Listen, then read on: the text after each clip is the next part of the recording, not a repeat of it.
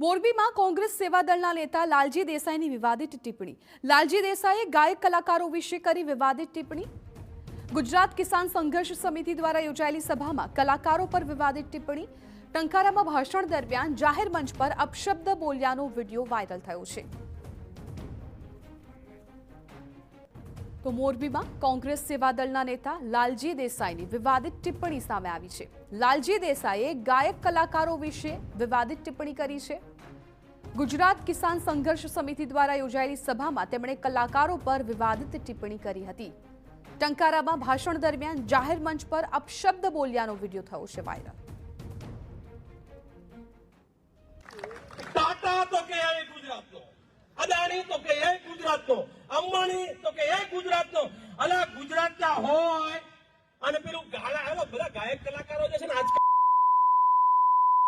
અને એવું બોલે છે અંબાણી ગુજરાતી ને અદાણી ગુજરાતી આવો લૂંટે છે ભેગા થઈને એને ગુજરાતી કહી અને અમારું નાક ના કપાવો તમે।